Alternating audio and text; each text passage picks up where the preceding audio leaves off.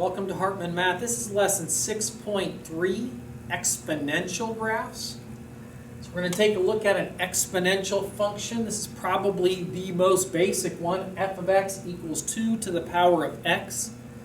And anytime we encounter a new graph, we tend to want to explore it with a table of values. And if we can, we tend to like to pick a few negatives and a few positives, and 0 is always a great choice. So you can see in our table we've got -2, -1, 0, 1, and 2. We're going to substitute those x's and evaluate. So we're going to start with 2 to the power of -2. Now remember, back in our last unit, we said that a negative exponent was going to create a level change. So 2 to the -2 is the same as 1 over 2 squared. And since 2 squared is 4, that's 1 over 4, or 1/4. Same idea here. 2 to the -1 is level change 1 over 2 to the first. So that's just 1 over 2. And then another exponent property, 2 to the power of 0. That's our 0 exponent property, where any real number other than 0 raised to the 0 power is always going to be 1. And now we get to the easy stuff. 2 to the first power is 2. 2 to the second power is 4. So let's take a look at a graph and plot these points on the graph. Left 2, up a fourth. So left 2, and then if we kind of think of this as 4 even pieces, go up one of those pieces. So that's the fraction there. Then -1 halfway up. 0, 1, 1, 2, 2, 4. So as you can see, it's not going to be straight. It's a curve that passes through, goes like this. And we're going to put arrows to show that we could have kept going in both directions here. So some important things to kind of realize here. We have crossed the y-axis at 1, so our y-intercept is 0, 1. And then, as you can see, as we move to the left here, we keep getting closer and closer and closer to the x-axis. So the x-axis acts as an asymptote. The P is silent. Asymptote. An asymptote is any line that our graph, our curve, approaches and keeps getting closer to as we move out to the edge of the graph without touching. So since we keep getting closer and closer to this line, the x-axis is the asymptote for this graph. Exponential functions will have a horizontal asymptote. All right, some other things about our function domain. Notice that it goes forever left, it goes forever right. We can plug in any x value here with no issues. So the domain is going to be all real numbers. Now the range for this one, you got to think in terms of how far up, how far down does it go. It doesn't go in down here, so that's not going to be all real numbers. If we notice, all of our points are above 0. So we could say y, range is y is greater than 0. And then the asymptote is the horizontal line that passes through 0. And all horizontal lines are y equals number. And since it passes through 0 on the y-axis, it's y equals 0. You can see there's a connection between the range and the asymptote. And as we said, the y-intercept, we cross the y-axis at 0, 1. Make sure that's a point. Points have parentheses.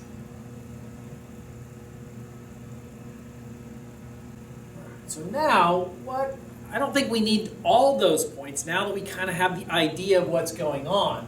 So we're going to look at base graphs.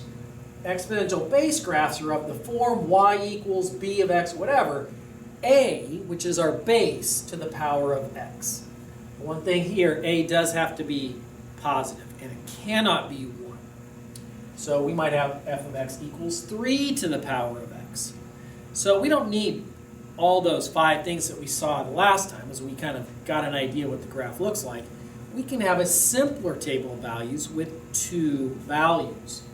Those are typically going to be 0 and 1 for our x's. Plug in a 0. 3 to the 0 power, that's the 0 exponent property. That's always going to be 1. And then 3 to the first power is 3. Let's just plot those 2 points. 0, 1, 1, 3. And then we know for any exponential base graph that the x-axis is the asymptote. So we just need to curve through, bend this, so that it's getting, as we go out to the left, it's getting close to but not touching the x-axis.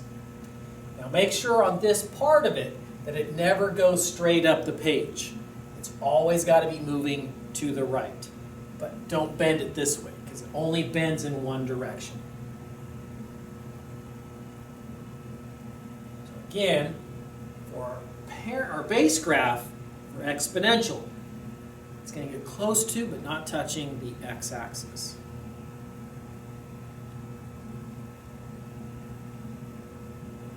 So what's our domain? It goes forever left. It goes forever right. Although it's mainly pointing up, it's still pointing to the right if we do this correctly.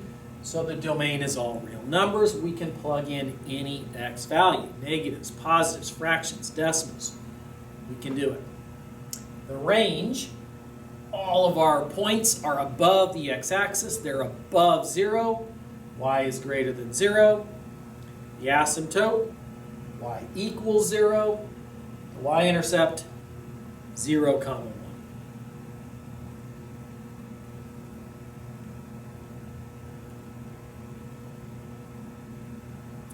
right, so now we're going to graph with transformations. So we're going to start with our base graph. Our base graph stops at the x. So our base graph is going to be 2 to the power of x as a function. That's step 1. Graph the base graph first. So we're going to make the little table of values for that. Picking 0 and 1 as the x's. 2 to the power of 0 is 1. That's a 0 exponent property. 2 to the first power is 2. So our points are 0, 1, 1, 2.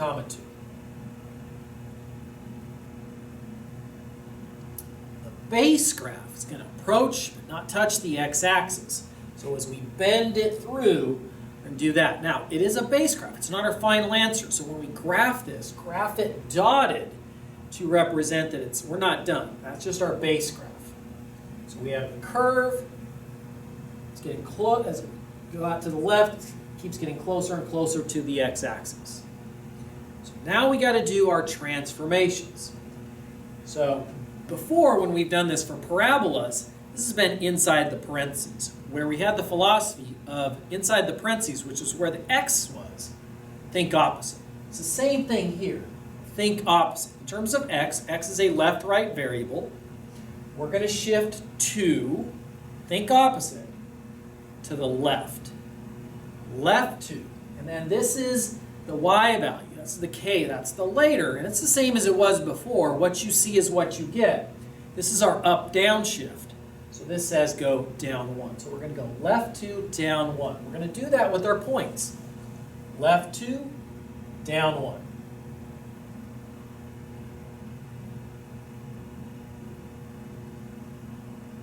So we're shifting the points, and we're also going to shift the asymptote. Left 2, down 1. Left 2, down 1. Now the asymptote also needs to shift. Remember that it was the x-axis, so it's this x-axis. And we're going to go left 2, which doesn't really change anything, but then it's going to go down 1. So we do have to drop it down 1 and redraw it. Also dot it, because it's just there to help. Down 1. And now we're going to go through these 2 points and approach our new asymptote right there. So passing through, getting close to our asymptote. And we've graphed this new f of x, for example, number 3.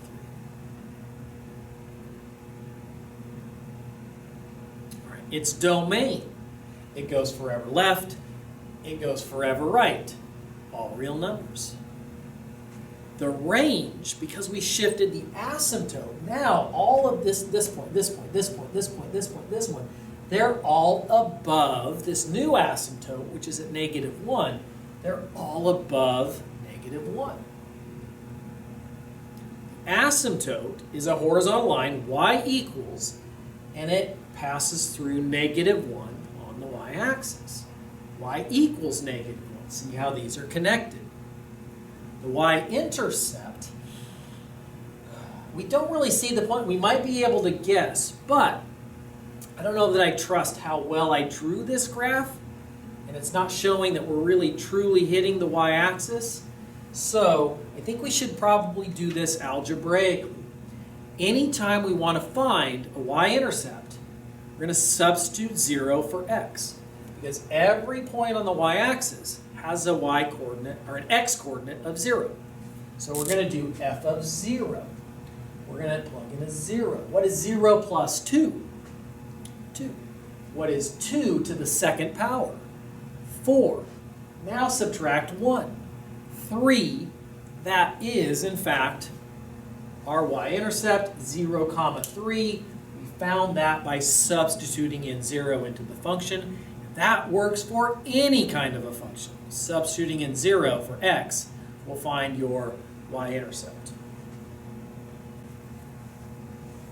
All right, go ahead and try this one. Remember, graph the base graph first, then do the transformations. State, domain, range, and asymptote. Pause the video here while you work through it. Come back when you're ready.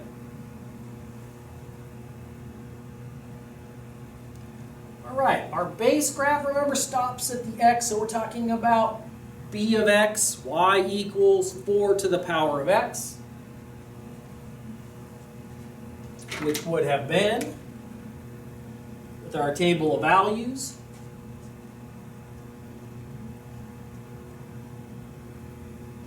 (0, 1, 1, 4, 0, 1, 1, 4,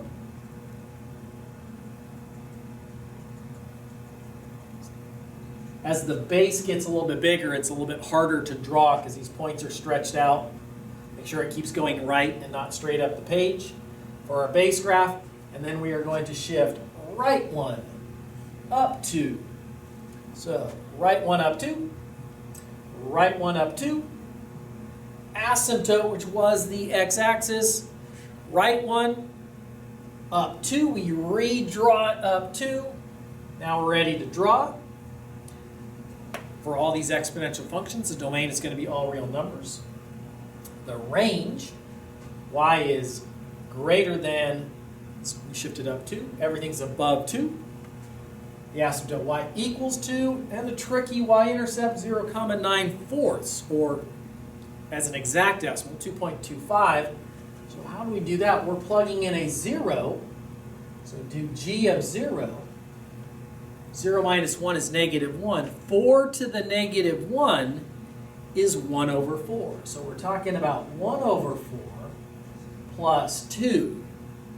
And to add the fractions, we need a common denominator. So we're talking about 1 over 4 plus 8 over 4. And you get 9 over 4. And that's it for today. I'll see you next time.